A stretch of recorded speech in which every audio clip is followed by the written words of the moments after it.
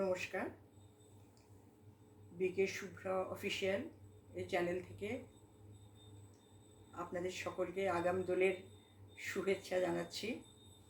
আজ এই বিষয় নিয়েই আপনাদের সাথে আলোচনা করব।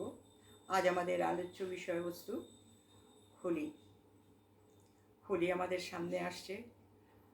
বছরের প্রায় শেষ অন্তেই এসে আমরা উপস্থিত হয়েছি একটি বৈশিষ্ট্যপূর্ণ সমারোহ, এই হোলি বা দোল উৎসব। এবং সেই উৎসবকে কেন্দ্র করে আজ এই সময়টাতে বিশেষ করে এই হোলির রঙকে উপলক্ষ করে ভেদভাব, কলহ ক্লেশ, জাতি ধর্ম, সব বিভেদ, যত রকম মনের মালিন্য যত কিছু আছে সব কিছুকে উপেক্ষা করে এই হোলি রং পরস্পরের ভেতরে আগের যেসব ব্যবধান সৃষ্টি হয়েছিল সেসব ব্যবধানকে দূর করে আমরা সবাই মিলে এই হোলি উৎসবকে আমরা পালন করে থাকি। সেই জন্যে এই পবিত্রতার বন্ধন হোলি, শান্তির জন্য তাকে হোলিকে আমরা বলে থাকি। এবং আরও অনেক কিছু সুন্দর সুন্দর সমস্ত অর্থ আমি বলবো এই হোলিকে কেন্দ্র করে। আর তাই জন্যেই যে হোলি পবিত্রতার বন্ধন, প্রেমের বন্ধন বা ভালোবাসার বন্ধন, তাই জন্যে আমাদের এই হোলি উৎসবদের প্রাণবিন্দু বা মধ্যমণি হলেন শ্রী রাধা আর শ্রীকৃষ্ণ। তাদের নিয়ে আমাদের এই হোলি উৎসব শুরু হয়। আমাদের বিভিন্ন জায়গায় নিয়মাচার অনুযায়ী এক এক জায়গায় এক এক রকমের নিয়মকানুন বা আচার আচরণ আমরা করে এই হোলি উৎসবকে পালন করে থাকি। এবং এখনও আমাদের বাংলায় বিভিন্ন গ্রামে গ্রামে বহু জমিদার বাড়ি আছে, বহু রাজবাড়ি আছে, যেসব জায়গায় আজও ঠিক সেই রকমই আড়ম্বরের সাথে হোলি উৎসব পালন করে থাকে। আমরা হোলির আগের দিন, দোল পূর্ণিমা পড়ার আগে আমরা ঠাকুরের চাঁচর করি। জানি না চাঁচর সম্বন্ধে সকলে জানেন কি না, আমি তো ঠিক জানি না। চাঁচর হচ্ছে ঠাকুরের সব রকম বেসন, সব রকম শৃঙ্গার আমরা করাই। ঠাকুরের মাথায় রত্ন বিজড়িত মুকুট পরাই, সিঁখি পাখা, সুন্দর নতুন সিঁখি পাখা, পায়ে সোনার নুপুর এবং আরও অনেক রাজকীয় পোশাক আশাক দিয়ে রাধা কৃষ্ণকে আমরা সাজাই। তারপর সেখানে সমস্ত ভক্তবৃন্দ বা বাড়ির মানুষ সবাই মিলে হরিনাম সংকীর্তন হয়, হরির লুট হয়, নানান রকম সেখানে রাজকীয় ভোগ নিবেদন হয়। এবং তারপরে ঠাকুরের চরণে আমরা আবির বা ফাগ স্পর্শ করাই। তারপরে সেই ঠাকুরকে সাজিয়ে গুজিয়ে নিয়ে আমরা ফুলের পালকিতে করে, অর্থাৎ ভক্তরা ফুলের পালকিতে করে পথ পরিক্রমা করায়। যেসব বাড়ি বনেদি বাড়ি বা জমিদার বাড়ি, সে সমস্ত বাড়িতে রূপোর পালকিতে করে ঠাকুরকে চতুর্দিকে প্রদক্ষিণ করায়। আমরা সাধারণত ওই ফুলের পালকি করে ঠাকুরকে প্রদক্ষিণ করিয়ে, পথ পরিক্রমা একটু করিয়ে মন্দিরে আবার বা নিজেদের ঘরে ঠাকুরকে নিয়ে আসা হয়। ঠাকুরকে এনে ঠাকুরের চরণে হোলির এই ফাগ আমরা দিই, দিয়ে সেই ফাগ আমরা সকলে মাথায় নিয়ে হোলি উৎসব আমরা শুরু করি। আমাদের ভারতবর্ষ একটি বৈচিত্র্যপূর্ণ জায়গা। এই বৈচিত্র্যপূর্ণ দেশটিতে একই উপলক্ষ, কিন্তু আমরা নানানভাবে এটিকে করে থাকি, উদযাপন করে থাকি। এই হোলি উৎসবে এই হোলি শব্দটি অর্থ এসেছে হোলা নামে একটি শব্দ থেকে। এই হোলা শব্দের অর্থ হলো আগাম ফলনের প্রত্যাশায়, আগাম ফসল বা ফলনের প্রত্যাশায় ঈশ্বরকে ধন্যবাদ জ্ঞাপন। এই হোলা শব্দ থেকেই এলো হোলি শব্দ। তারপরে আরও অনেক জায়গায় আমরা দেখি যে সে সুন্দর একটি ছোট্ট গল্প। মহারাজ হিরণ্যকশিপু, তার একটি মাত্র ছেলে ছিল প্রহ্লাদ।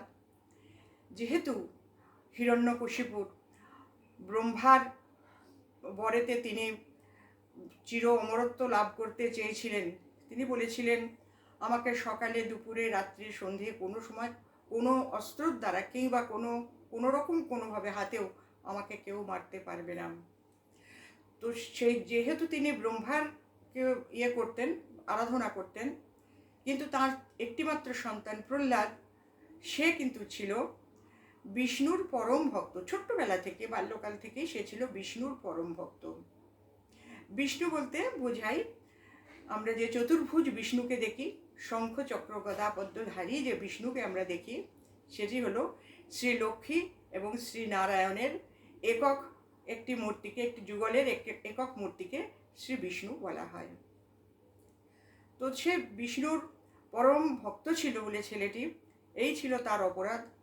হিরণ্যকশিপু তাকে অনেকভাবে ছেলেকে মেরে ফেলবার চেষ্টা করেন। খাবারের সাথে বিষ মিশিয়ে বিষধর সাপ দরজার ঘরের ভেতরে রেখে সেইখানে ছেলেকে ঢুকিয়ে দিয়েছেন। পাগল হাতির পায়ের তলায় ফেলে দিয়েছেন। শুলে বিদ্ধ হবার জন্য সেই কণ্টকময় শুলের উপর তিনি চড়িয়ে দিয়েছেন। তবুও তিনি ছেলেকে মারতে পারেননি। তিনি মারার খুব চেষ্টা করেছেন। ওই আমরা কথায় একটা বলি না, রাখে হরি তো মারে কে। যখন তিনি কোনো রকমেই ছেলেকে আর মারতে পারলেন না, তখন তিনি তার বোন হোলিকাকে ডাকলেন যে তুমি আমার ছেলেকে কোলে নিয়ে অগ্নিকুণ্ডের মধ্যে তুমি ঝাঁপ দেবে। হোলিকা ছিল মায়ার বর্ণে আচ্ছাদিত, সবসময় সে মায়ারূপ সেই ইয়েতে সে আচ্ছাদিত হয়ে থাকত। হোলিকা বলল ঠিক আছে। সেই আগুনে হোলিকা প্রহ্লাদকে কোলে নিয়ে আগুনে ঝাঁপ দিলেন। তাতে কি হলো? হোলিকা দগ্ধ হয়ে গেলেন, অগ্নিদগ্ধ হয়ে গেলেন, এবং ছেলে প্রহ্লাদ সেখান থেকে হাসতে হাসতে সেই অগ্নিকুণ্ড থেকে বেরিয়ে এলো।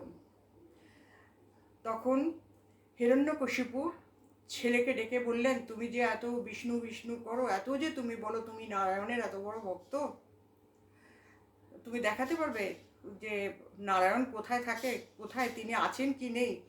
শুধু অন্ধের মতন তার উপরে তুমি এইভাবে বিশ্বাস করে চলেছ। নিজের বাড়ির একটা থাম দেখিয়ে ছেলেকে বললেন, তুমি বলতে পারবে এই থামটার ভেতরে তোমার বিষ্ণু রয়েছে? বলে হ্যাঁ বাবা, বিষ্ণু এই থামের মধ্যেই আছে। তিনি তো খুব অহংকারী রাজা, তিনি পদাঘাত করে সেই থামকে ভাঙলেন, এবং ভাঙার সাথে সাথে সেখান থেকে নৃসিংহ অবতার বেরিয়ে এলেন। নৃসিংহ মানে অর্ধেকটা নর আর অর্ধেকটা সিংহ। সেই নৃসিংহ অবতার বেরিয়ে এসে তার হাঁটুর ওপরে হিরণ্যকশিপুকে নিয়ে তার বুক এবং পেট চিরে তাকে মারলেন। আর সেই থেকে হোলিকা এটি একটি দাহন প্রথা হিসেবে আমরা সেটাকে ধরে নিলাম। হোলিকা অর্থাৎ হোলিকার কাজ হলো যারা সারা জীবন যারা বা সারা সময় যারা অকল্যাণ, অশুভ, খারাপ, পাপ, অন্যায়, অপরাধ করে থাকেন, সেইগুলিকে দহন করবার জন্যে এই হোলিকাকে দাহন করা, অর্থাৎ অশুভের বিদায় এবং শুভ আবাহন।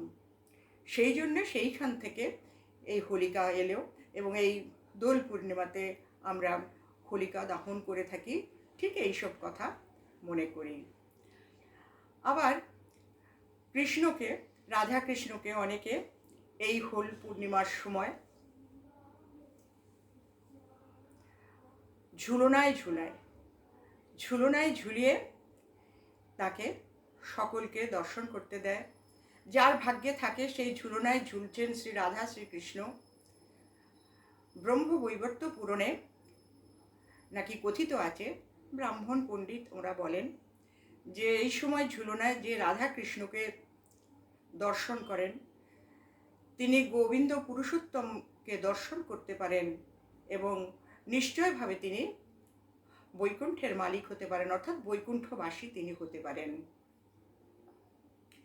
আমরা কৃষ্ণকে শ্যাম সুন্দর এই নামেও কিন্তু ডেকে থাকি। এই নামটি আমাদের কাছে কিন্তু খুবই পরিচিত নাম। কিন্তু কৃষ্ণের বর্ণনা হচ্ছে উজ্জ্বল বর্ণম গৌরবর্ণ দেহম। তিনি সোনার মতন তার গায়ের রং। তো তিনি কখন আসেন? এই সত্যযুগের প্রথম ভাগে তার দিব্য অবতরণ হয়। যখন এই কৃষ্ণ অবস্থার থেকে তিনি যখন যৌবন অবস্থায় আসেন, তখন এই শ্রীকৃষ্ণ হয়ে যান নারায়ণ এবং শ্রী রাধা হয়ে যান শ্রীলক্ষ্মী। তারা এই বিশ্বের প্রথম প্রিন্স এবং প্রিন্সেস, রাজাধিরাজ। তারা রাজত্ব শুরু করেন। এই সত্যযুগ থেকে তাদের রাজত্ব হয়। আমরা জানব কৃষ্ণ শব্দের অর্থ কী। কৃষ্ণ শব্দের অর্থ হচ্ছে আকর্ষণকারী এবং সমস্ত অশুভ থেকে পরিত্রাণকারী এবং আনন্দর স্বরূপ। শ্রী রাধা এই শব্দের অর্থ কি? রাধা হচ্ছেন সম্পদ, সাফল্য, সমৃদ্ধিতে পরিপূর্ণ এবং তিনি ঈশ্বরীয় প্রেম এবং আনন্দের স্বরূপ তিনি। সেই জন্যে এই পরম পবিত্রতা স্বরূপ এবং আনন্দ স্বরূপ কৃষ্ণ এবং সর্বগুণ স্বরূপিণী শ্রী রাধাকে আমরা কেন্দ্র করে আমাদের এই হোলি উৎসব আমরা মানিয়ে থাকি। ইংরেজিতে হোলি একটি শব্দ আছে, সেটা হলো HOLY, হোলি। হোলি মানে পবিত্র। তো সেই পবিত্র রঙকে পবিত্রভাবে একতা, যে রঙের ভেতরে একতার বন্ধন রয়েছে, ভালোবাসার বন্ধন রয়েছে, প্রেমের বন্ধন রয়েছে, সব দ্বন্দ্ব ঈর্ষা সব কিছু মিটিয়ে দেয়, সেই বিশেষ মাহাত্ম্যকে আমাদের জানাবার জন্য, আমাদের জ্ঞান দেবার জন্যে স্বয়ং শিব পরমাত্মা তিনি এই সঙ্গম কালের প্রাক্কালে তিনি আসেন, সমস্ত মনুষ্য আত্মাকে এই হোলির মাহাত্ম্য তিনি জানান। কারণ আমাদের নতুন যুগ খুব সামনে আসছে। এই সমস্ত সাধারণ আমরা মানুষ তাদের শ্রেষ্ঠ মানব এবং মানবী রূপে যেন আমরা সেই লক্ষ্মীনারায়ণের সেই জায়গাতে গিয়ে সেই সত্যযুগ বা বৈকুণ্ঠ ধামে আমরা অধিষ্ঠিত হতে পারি। আজকে এই পর্যন্তই বললাম। হোলির ওপর আরেকটু কিছু বলার আছে, তাও হয়তো আপনাদের ভালো লাগবে, কারণ তার ভেতরে কিছু নতুনত্ব আছে। সবাইকে হোলি উৎসবের আনন্দে সবাইকে মেতে থাকুন, সেই জন্যে আমরা আপনাদের বলছি, খুশিতে আনন্দে হোলি উৎসব পালন করুন। সকলের প্রতি আমার শুভ ভাবনা, শুভ কামনা রইল। আবার আগামী পর্বে শিগগিরই আপনাদের সাথে দেখা হবে। ওম শান্তি।